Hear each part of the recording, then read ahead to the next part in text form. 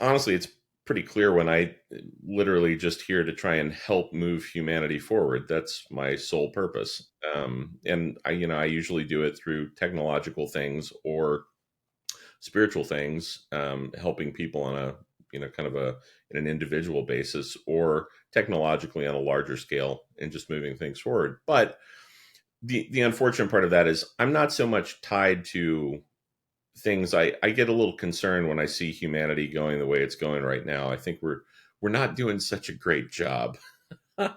And that being said, it may need a reset. And I think one of the stranger things is to be in something like, a member of society and kind of like a happy part of humanity, and look at it and go, huh, yeah, if we don't get this right and we don't kind of hone things down a little bit and become more equitable with the rest of humanity, it's going to go away, and there will be another reset.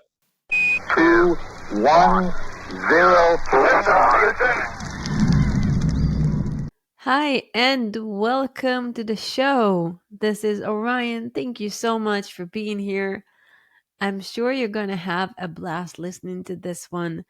Ian Mitchell holds multiple patents across a host of different scientific disciplines, such as nanomedicine, material science, and biochemistry.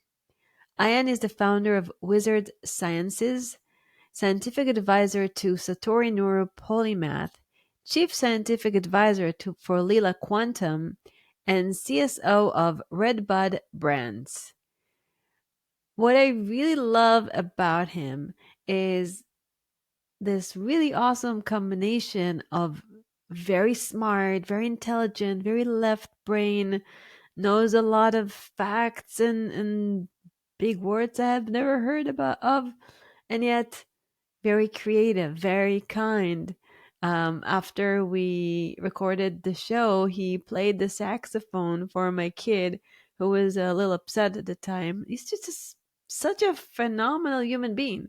And what you're going to learn about is phenomenal as well. You're going to learn about consciousness, advanced supplements for a better health, fitness and a better brain, quantum biology, and why iron is so big on kindness.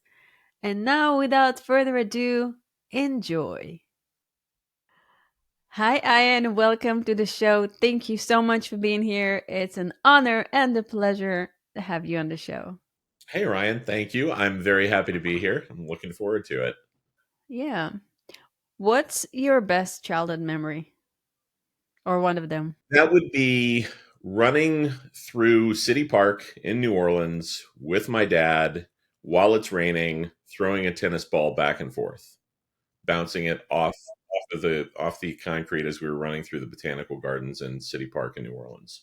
Yeah, definitely single best childhood memory. Oh, beautiful, beautiful.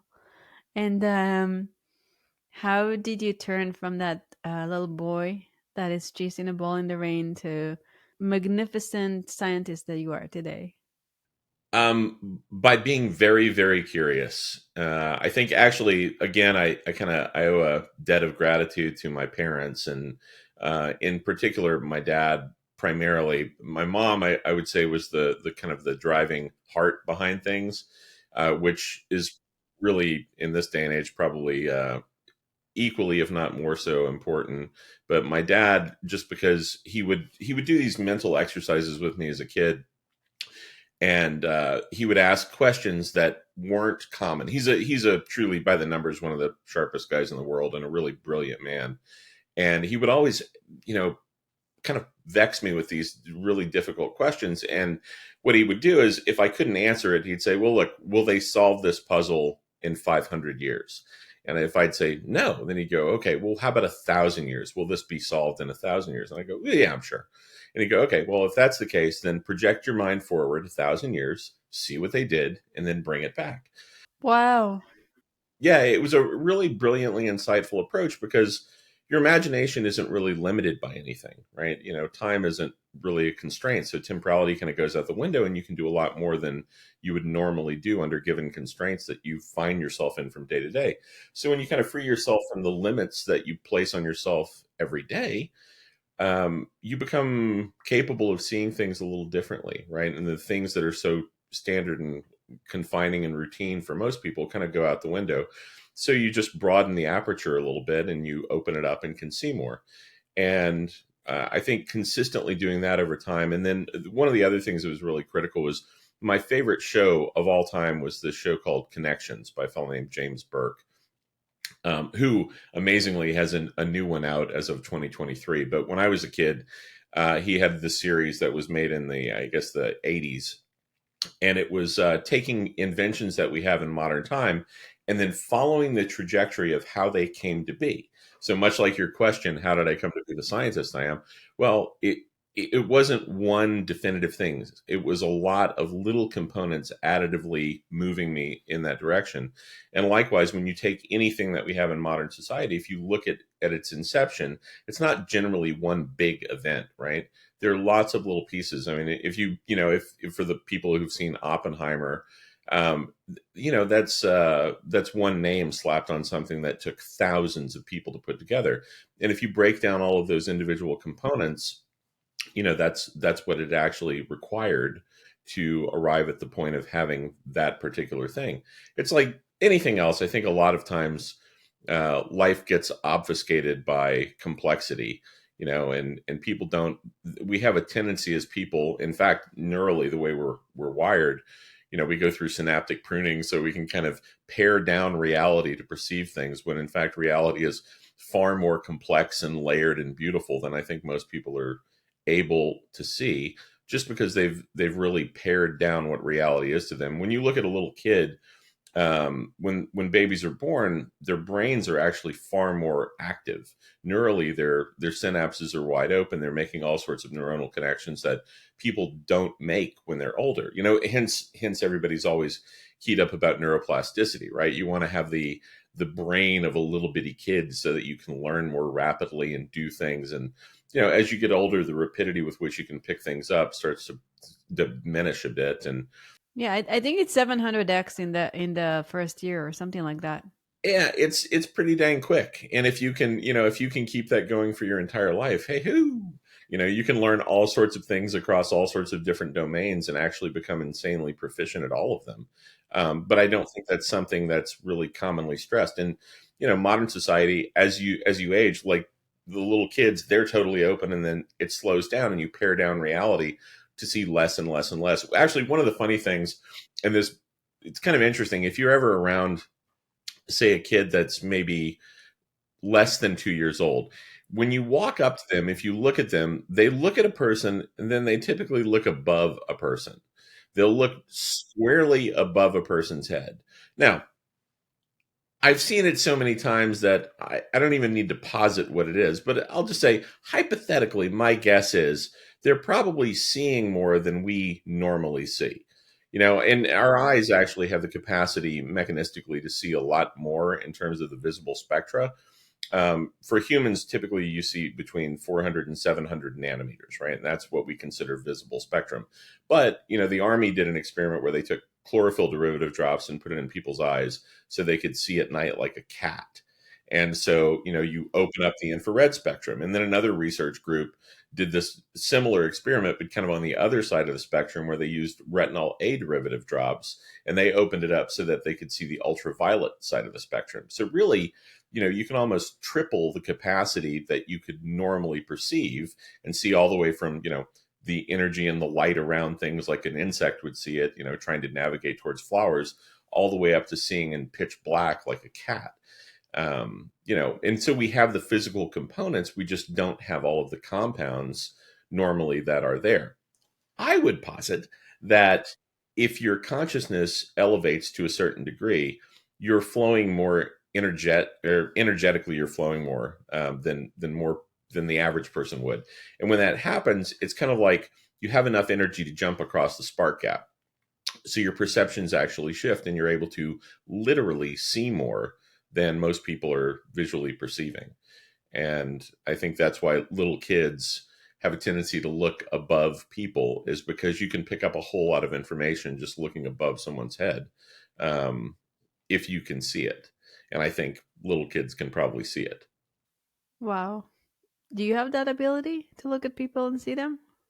I do, actually. That's so speaking from personal experience. Now, I will say that I actually tamp down that capacity because it's distracting. And when it first started happening consistently, I looked, I'm sure from the outside, like a crazy person because I was constantly just looking at things going, oh my God, oh my God. The one thing I think that's the most interesting about it is when you're in that state, um, what you really perceive as beauty, because you will never see a person or a creature that you don't find literally radiant. It's kind of an awe-inspiring phenomenon because you can't really look at another living thing without being just in awe of how beautiful they are. And it does actually change the way you interact when you see that, and your first perception of anyone or anything that has, life force is just beauty. It changes how you want to interact with them. Wow. What do you think are the best way to open your consciousness? I mean, obviously meditations, but is there other things that you Well, sure. I mean, you can do the penny in the fuse box, and you can use drugs. That's kind of. I mean, that's a lot of times I can say matter of factly, because I've had the experience, that there's literally no experience you can elicit with drugs that you can't have, and in fact I'd say aren't designed to have organically, just by virtue of your own consciousness expanding. It's one of my concerns with a lot of uh, synthetic drugs. Primarily, usually natural stuff isn't so tricky, but synthetic drugs like LSD, it's kind of like putting a penny in the fuse box. It allows you to see things that are already there, but you are not typically capable or ready to handle that much capacity. And that's, I think, why it fries people. Is your circuitry isn't really built up enough. The beauty of meditation is that it's kind of a self-paced sport, so you get to build up over time, and where you have deficiencies and blockages, they get worked out, or you simply don't develop the capacity. And that's far safer than if you artificially bypass the safety mechanisms, and suddenly you're flowing a tremendous amount of energy and you're seeing all sorts of things, and you don't have the capacity to regulate it. That's dangerous. So I don't typically recommend that sort of thing. Now, plant medicine is just that, medicine. And and this will probably seem like a strange thing for a scientist to say, but I'm pretty sure God's not an idiot, and that he's not going to give toddlers pistols. So if you have access to those sorts of things and it finds its way into your field, as long as you're using it safely and judiciously, it's probably beneficial. Now anything can be done to excess and done detrimentally, and I certainly don't advocate for any of that sort of thing. But a lot of times there are things that people can find. Combo is a great one, and that's literally, quite literally, from venom. Bufo, another, from venom. All of those things, one from a frog, one from a toad, they have really beneficial effects. One is actually a toxin, where that particular toxin has a whole host of peptides that are bioactive. That, with reference to combo, from the frog venom, those peptides do all sorts of things and upregulate different components and downregulate different components, purge a lot of parasitic load in your system. Really great. Bufo, the same thing. It's 5-MeO DMT. It has a lot of really pronounced psychological impact and can relieve trauma. Same thing with psilocybin, right? It's serotonergic. It does all sorts of beneficial things. I'm a big fan of, medicines and things like that, but not so much just drug use. I don't really see the benefit to methamphetamines other than making soldiers march faster, farther. It's kind of, it was a bad idea in the 40s. It's still a bad idea now. So, Wow, what was the one of your biggest spiritual experience? Like what what happened and how did it open you up? Or was it gradually that since you're a child you have are having those because you're able to see auras and stuff? No, I did actually. I 100% did not see any of that sort of stuff. It was kind of funny because I was leaving my lab driving to Austin a couple of years ago, and I was listening to a book by David Hawkins, and I was listening to yeah, the Audible, so a book on tape, effectively for the older generation, or just Audible for the younger people.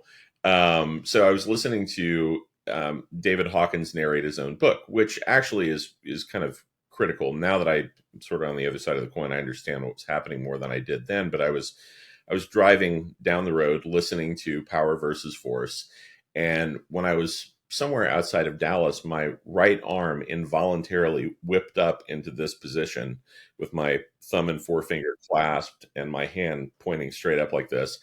And it suddenly felt like the top of my head was exploding. And then tears just started streaming down my face. And I thought, I'm having a stroke. Like I didn't know what was going on because it was so bizarre to suddenly not be in control of my own appendages. And so, my arm was kind of doing its own thing. Top of my head felt like sparklers had gone off. While you were driving? Yeah, while I was driving. Yeah. So cruising down I-35, and then, the whole top of the head goes off. Yeah, I promptly pulled off of the roadway because it was kind of intense. But that was just the sort of the start of it. So that happened once that day, and then it started happening once, then twice, then three times, then four, then five, then six, then seven, and then it just became a persistent state. And it was an interesting experience, but it was probably the single most profound component to opening me up. And what I didn't realize at the time that I get now is Hawkins, really brilliant. For anybody who hasn't listened to Power versus Force, I would recommend getting the Audible, even if you have to subscribe to Audible and listen to it. And it's a little bit better than reading the book. And the reason for that is his whole book is about levels of consciousness. And what you don't really understand is that once you hit that certain threshold where your consciousness transitions across, in his writing, it's 600, you become coherent, and your thoughts, your words, your vision, you express energy coherently. And so it's kind of, I always say, it's sort of the difference between being a light bulb and being a laser. You can have the same number of emissive photons. One will warm a hot dog, or you can do it entirely in a coherent fashion and you can punch a hole through steel. And once you've crossed over that threshold, your voice becomes coherent. So there's a certain beauty to it that normally people don't have, and people actually are drawn to listen to that sort of person speak. You want to be around it. It's compelling. It's enticing because you can feel the coherence. And so for me, it was actually very impactful that I was listening to him narrate his own book, because it was kind of, putting the chisel at the right point of the stone and going kink, and it just, you know crack things open a bit. Yeah, so I will be forever indebted for that, I suppose. So, Yeah, I definitely have this experience listening to you. It's so nice to listen to you. oh well, thank you. Yeah, it's kind of paying it forward, I suppose. Oh, well, I appreciate that. Yeah, it's part of that. I think for me is that the other thing that transpires when you have those points, they're sort of inflection points for your life, and beyond that, I don't think that you can really do much other than feel a state of profound love for everyone and everything that you come into contact with. And I think that that comes across too. It's, I have yet to walk into a room with people who are really, really grumbly and angry and not feel it. And likewise, I have yet to have an interaction with, say, my mom, where I don't feel just suddenly, completely amidst just a totally loving vibe. And it's great, right? It's kind of like a warm hug and just a gentle caress.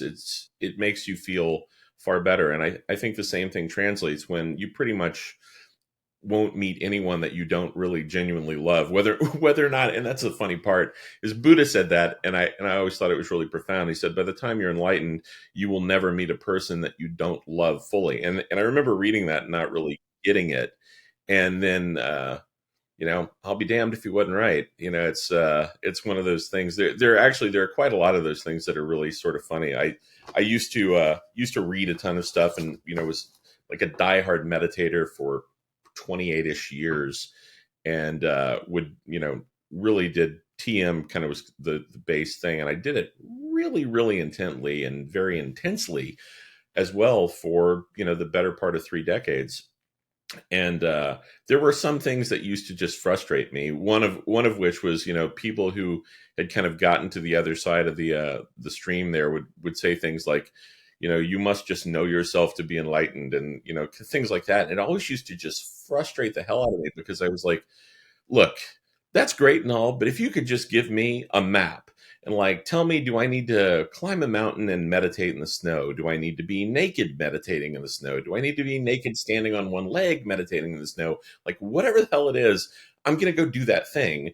If you could just tell me. And they're always like, no, it's not about, it's like something where it's like you have to just know yourself to be in that state. And, I got to say, as much as it annoys me, they were right. It's just like there's a very specific moment, and those moments are kind of locked in time. Like the moment where your consciousness sublimates, it's a fixed point in the journey of your consciousness. No different than being born or dying. There are certain things that are just fixed points, and you can. It's kind of, I think it's a little easier for me because I'm a jazz musician by training, and I've got a whole little stack of saxophones over here sitting in my office. And one of the things with jazz that's kind of interesting is you have a very defined structure, right?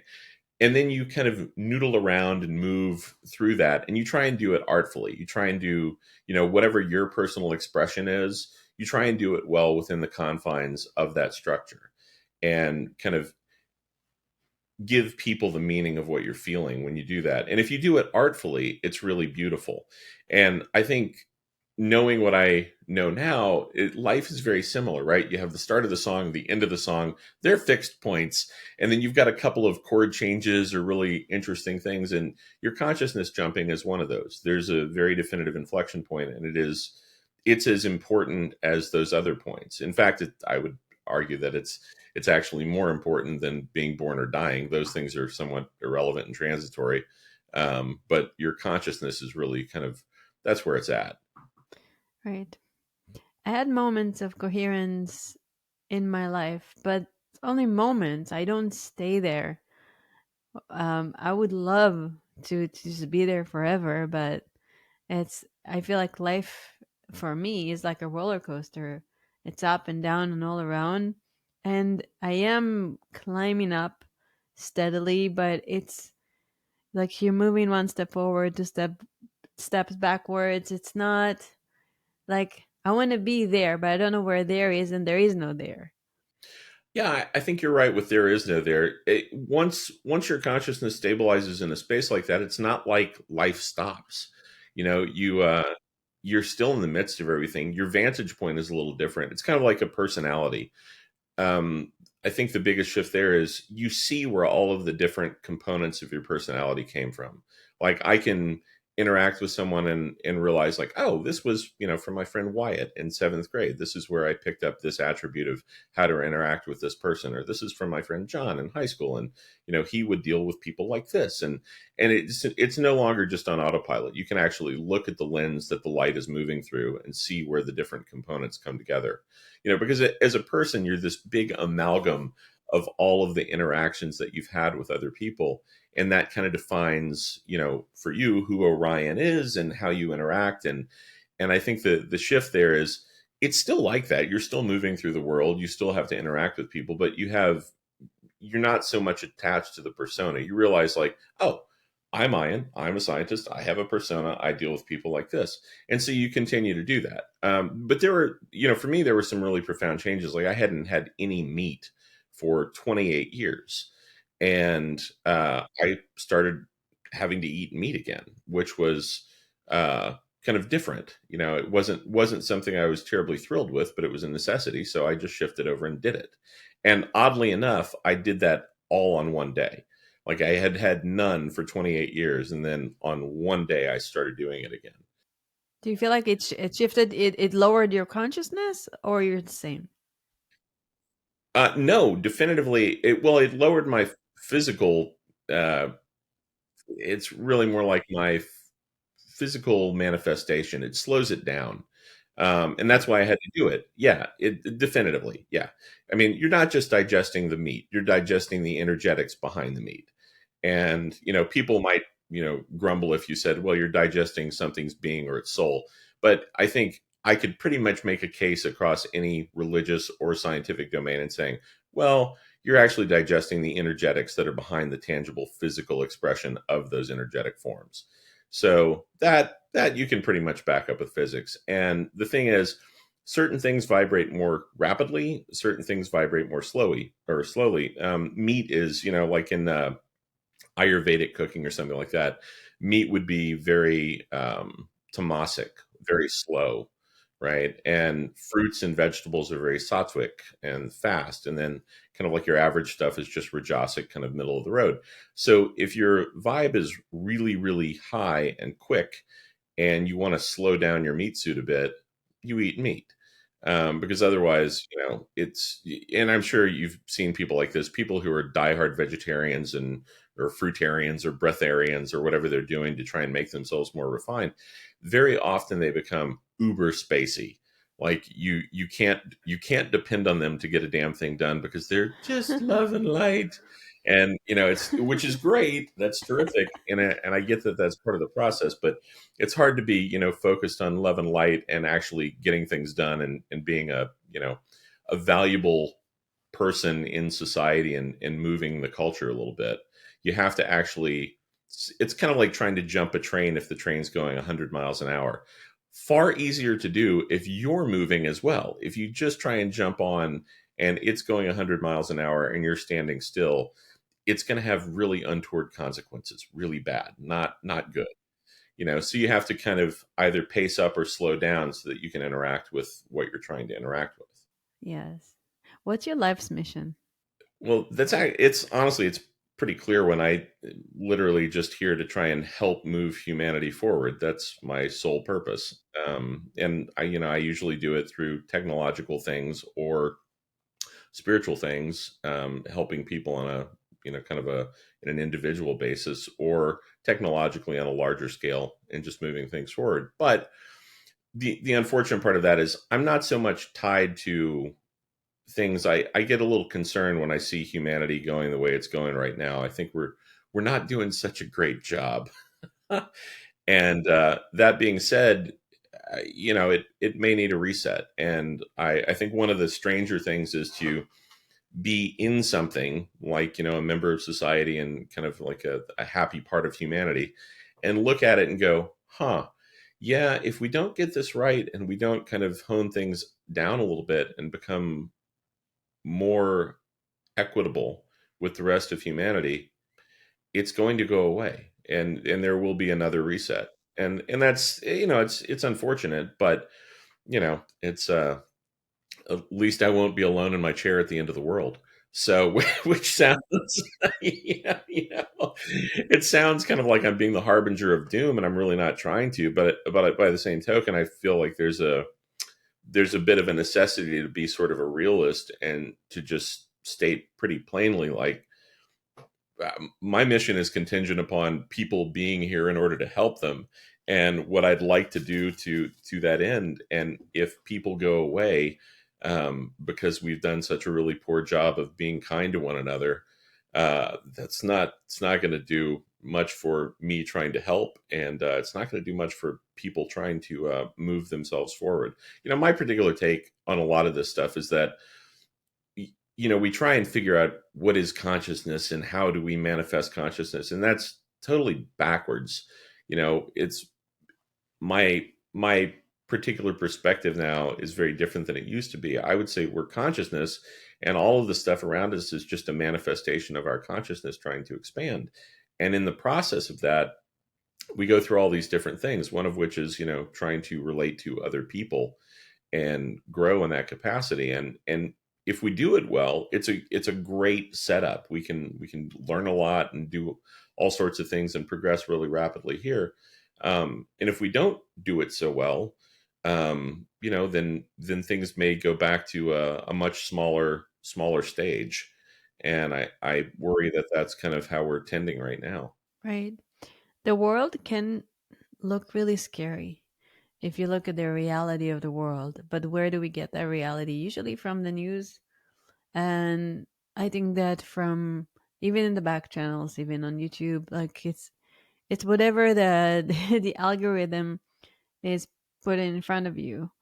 And it's easy to think that, oh, we're gonna, like, this planet needs a reset. But for every doom and gloom story, and for every traumatic news report, there are 10 acts of kindness that are not being reported on. And there are good people out there. Completely agree with that.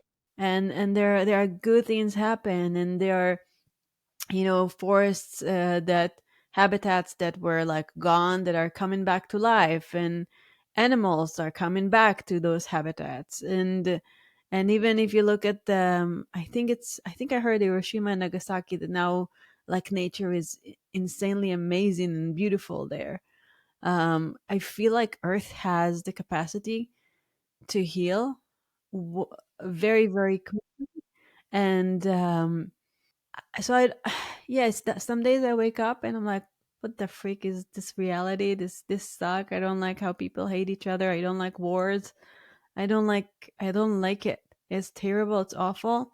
And yet, I hear stories of kindness. I see communities coming together. I feel like our true nature is love, when we're past the fear and the, That's true. so if the world is like a big yin yang, and we see the darkness expanding, the light is expanding just as much. And maybe all of this is just a whole big expansion of that planetary consciousness. Yeah, perhaps so. I don't know that I know. I think it would be nice to just see how it plays. What I know is that I don't know what I don't know. Yeah, I always tell people that life is a beautifully self-paced game, and as long as you move through with kindness, it doesn't matter if the people next to you are blowing things up. You can't really control their particular thing. If you're a 12th grader and you're working on calculus, you're not going to get really angry at the second graders who are working on basic arithmetic. That's what they're supposed to learn. The idea that, you can be upset with someone who doesn't grasp kindness, that's sort of silly. There's no reason to be upset with them. All you can do is just try and propagate the wave that will make it easier for them to understand. There's a principle in science that we use a lot when you're trying to synthesize something, and people have seen this, called crystal seeding, right? You use a crystal to help synthesize other crystals. The very first time you synthesize something, it's very difficult. The second time, much easier. Third time, much simpler. Once it's routine that other people around the world have synthesized it, it becomes just a very simple process. And I would say that the reason for that is the field, if you will, that kind of connects everything, has that pattern on record, right? It's something that exists. And once something exists and is manageable or is tangible and manifest, it's much easier for other things to pick up that vibration.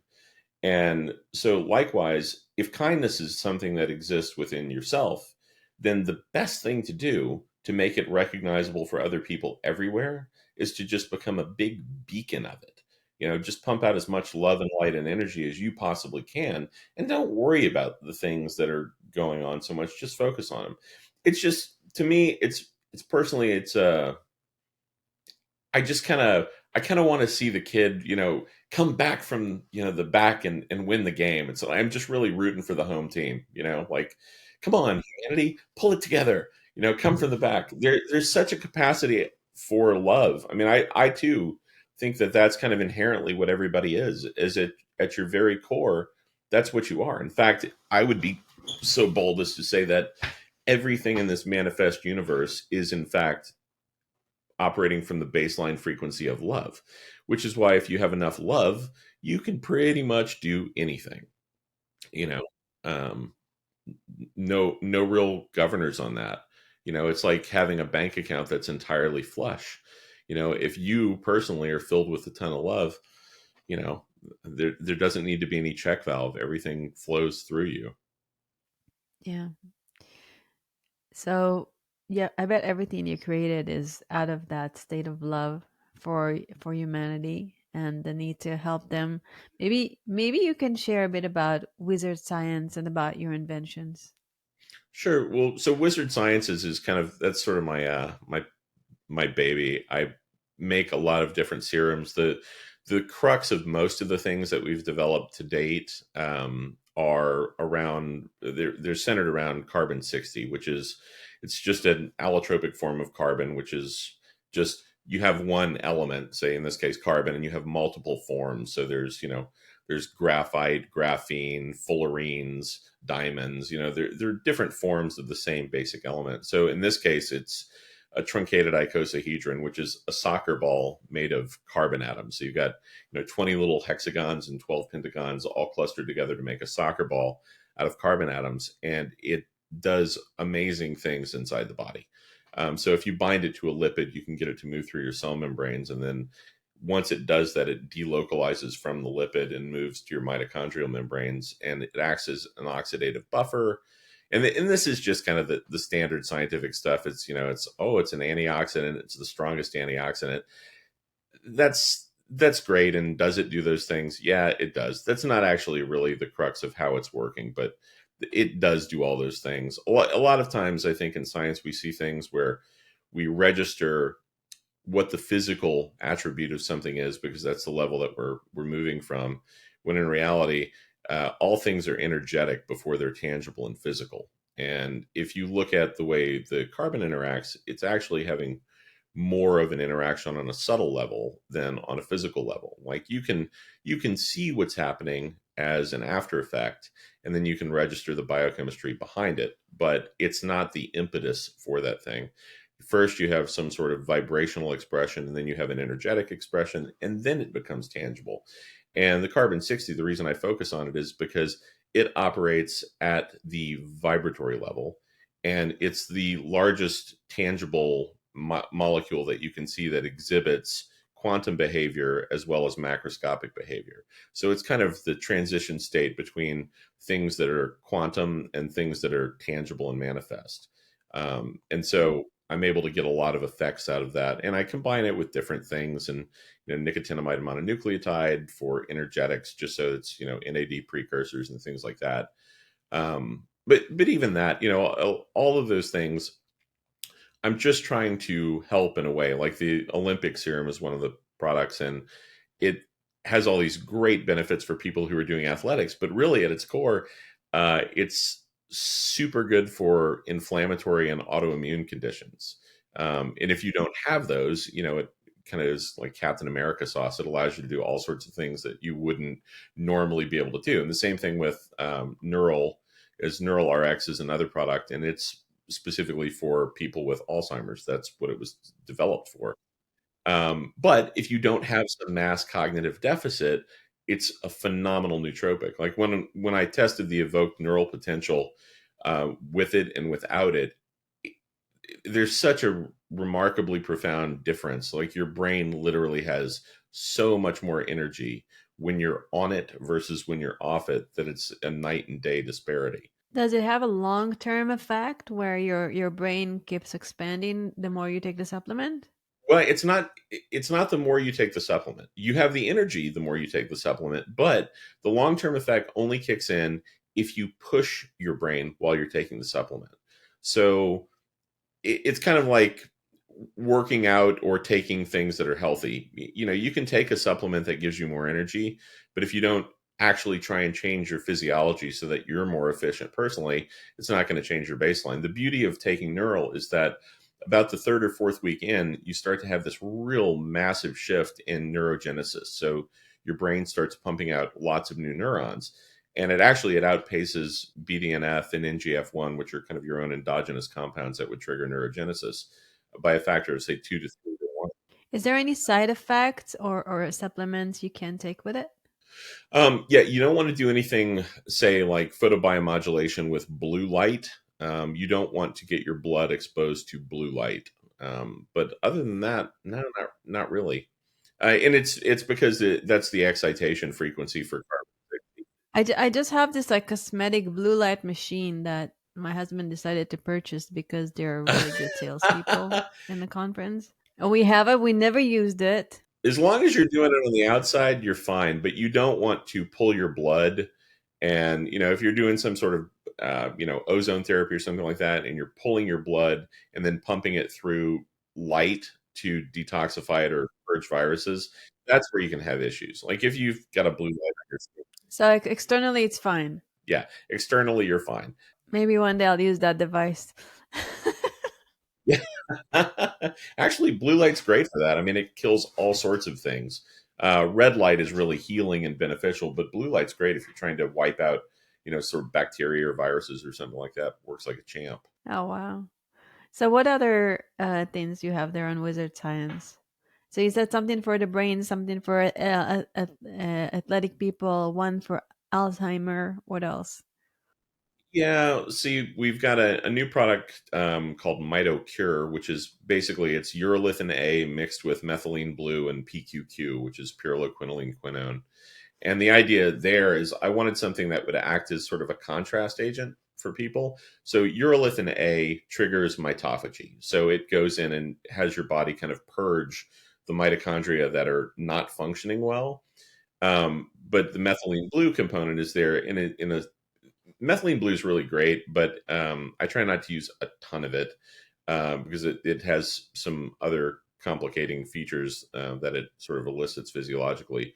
But in small doses, it's really great because it's a contrast agent. So it bumps up the mitochondria's output, but if the mitochondria aren't functioning well, your body can recognize rather the dip in some versus others. So it highlights the ones that aren't working well, and then the urolithin goes in and cleaves them, and then the PQQ is there because it upregulates mitochondrial biogenesis. So just it promotes your body to make new mitochondria, and so it's kind of like I joke that it's like an oil change for your mitochondria. You go in and you take the bad ones out, replace them, and it's just there's so many things that are mitochondrially mediated in health that if you can address that, you'll make an impact. And I have said it a billion times. It's that Henry David Thoreau thing of for every 1,000 hacking at the branches of evil, there's one hacking at the root.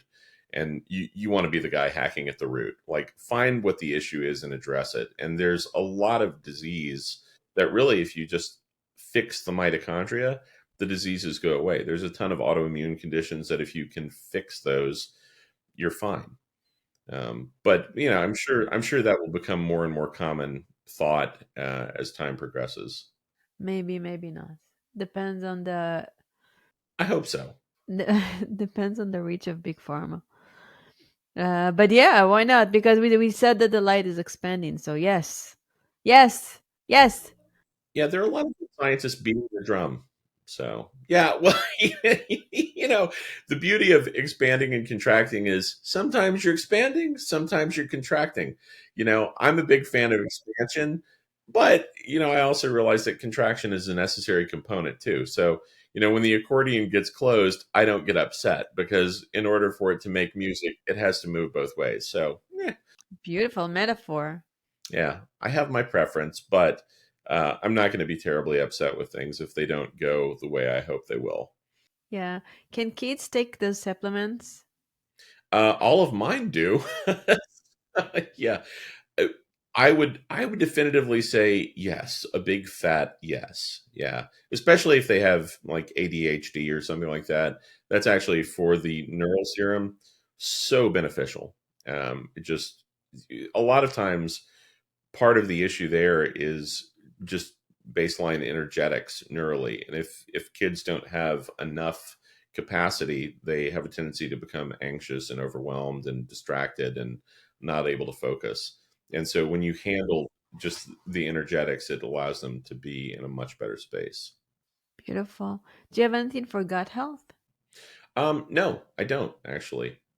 I really don't. I mean, there are a couple of companies that I think do really great things. Microbiome Labs is really good. They have a lot of, things that I think some of which I take, like MegaGuard is kind of like if you're going to eat wheat and have some gluten, take MegaGuard. Great stuff. But that's, yeah, I think that there are plenty of guys out there doing that. At some point I might do something for the gut, but right now I don't really have anything. Yeah, I'm sure you will. I'd like to actually. I'd like to have a much larger offering to people where they can find things that they can't find elsewhere that will actually move the needle a bit for them. It feels like it's gonna complete your series because everything you touched on is very necessary. But I know that the brain and the gut have such a direct connection, and we have so many neurons in our gut. So sometimes when you heal your gut, you heal your brain. Yeah, I at some point I may do something with Irish sea moss because it's a really Ooh, I heard of it. oh, it's phenomenal. Yeah, I have one of my kids. I make sure that they take Irish sea moss all the time because they had gut issues historically, and that just eliminates gut issues. It's fantastic. How old are your kids? Let's see, that would be 26, 24, 20, and 18. Oh wow, wow! Yeah. You look very very young, Oh, well, very thank you. accomplished. Appreciate that.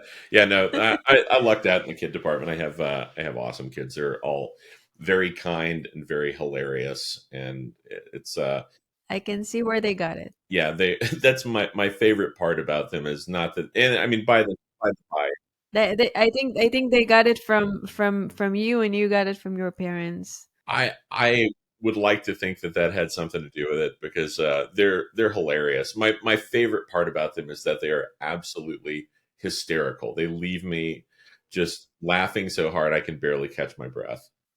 That's so cool. That's wonderful. But before we started our discussion, you said that you love talking about quantum biology. Maybe you can expand on that.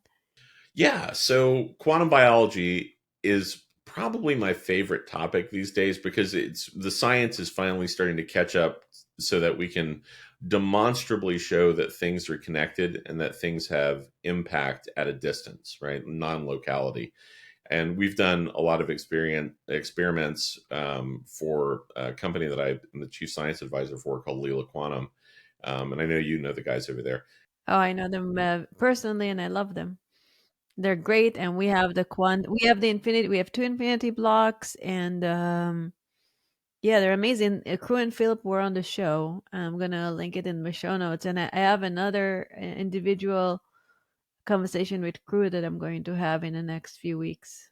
Yeah, I've worked with them for quite a few years, and the thing that I really like is we've been really rigorous on the science with everything.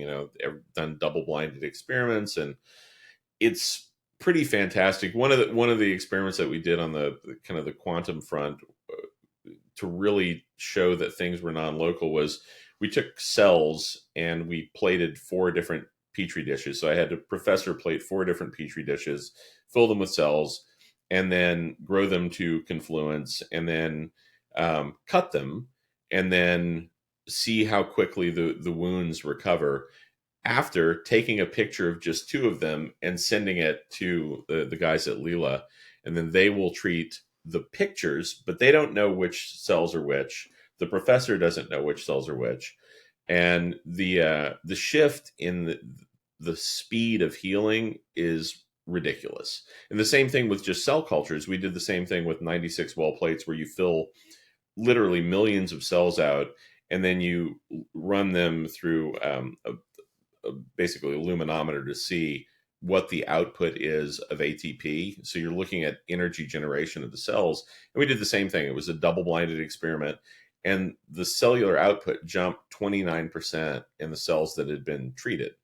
And it's such a profound, like hockey stick shift that the other cells are just kind of doing, it's the term is stochastic distribution, just kind of a random distribution. And then the cells that were treated quantumly at a distance of, say, 700 miles away, um, just, they jump between 20 and 29% in their energy output, like instantly. And when you said treated quantumly, you mean were put in the infinity block or the quantum block? No, actually, in this case, it was the quantum upgrade program. So there, I sent the pictures across, and then they advised to use the quantum upgrade, and which is, a really pronounced effect. It's funny because, again, what that tells you in a very demonstrable way with solid validation scientifically is that everything is connected. But not only is everything connected, it's non-local. You can have an effect from hundreds of miles away. So it doesn't matter if you're on the other side of the universe, you have an effect on something. Normally people would say, well, you can only have that sort of thing if things are entangled. I would say that, if the concept of a big bang is even remotely viable, then there's a high probability that everything in the entire universe is entangled. It's only people's perception that makes them think that it isn't. And So do you think that so that's for the positive. Do you think if people think negative thoughts of you on the other side of the world, it can affect you? yeah, I do think that it's just a waveform, and so yeah, I think you can. Now the beauty of that particular program is, I jokingly said this one time when Philip and I were being interviewed, that I was going to do the quantum voodoo kind of a thing, the quantum coconut, where you put the names of the people that you want to smite in it, a la voodoo. you know I think I called it the quantum hex or something like that, but that's not really possible because it's actually gated off so that you can't do those sorts of negative things. Yeah. Now, that's not to say that you couldn't do that. It's just that the quantum upgrade and the Leela blocks are all set up so that you can't. Could Can that be done? Yeah, absolutely. Just as much as you can be nice to someone, you can be unkind, and you can be kind. It's up to you. That's kind of gets back to the idea that people are going to be people, right? The closer you get to sort of graduation of your own consciousness, I think the harder it would be to be unkind to somebody. Like it literally wouldn't make sense. Like, why would you do that thing? It would seem strange. Or sometimes being unkind to somebody is what they need for their elevation. So sometimes you need to be unkind. My dad, he did enforcement work for a while, amongst other things. He was a professor and all sorts of stuff. Just, again, truly brilliant guy. But I remember him telling me when I was a kid, always be genteel, even if you're throwing someone against the side of a squad car. Be genteel. You know, and so, and I agree. Sometimes people need a certain message, but I disagree in that it should still be kind. I mean, you can be harsh, but you can do it from a loving state. But yeah, intention matters for sure. Yeah, absolutely. There's no, it's kind of like somebody stabbed me, right? But it was a hypodermic needle, and we were trying to give you a vaccine that was going to save your life, right? But you still stabbed me. Yeah, the intent obviously matters. It's you can perceive it from a couple of different ways. If you get fixated on something, you might not realize that there's a lot better intent behind it. Right. What are your three top tips to living a stellar life? Ooh. Be kind, eat well, and meditate. I'd say those are the three. Yeah. Probably in that order. Short and sweet. And where can people find you, find more about your technology, more about the products for Wizard Science, more about you, contact you? Yeah, you can go to wizardsciences.com. You can reach out via support@wizardsciences.com, or you can just ping me on Instagram. It's at IamMitchell1. And I always tell people this, it's kind of nice because people are actually doing this. A lot of people are doing this. I feel like I have a reasonably specific skill set that allows me to help people biologically, right, with problems and things that they may not be able to solve otherwise. So, if you're in that situation, reach out. I'll help. It takes me a while because there's a litany of people who reach out, but I can say I definitively will get back to every single person, and have, and will continue to do so. to help, because again, truly, it's not hyperbolic. I'm literally here to help. Thank you, Ian. You are amazing. Thank you for being here. I'm happy to be here. And thank you, listeners. Remember, be kind, eat well, meditate, and have a stellar life. This is Orion. Till next time.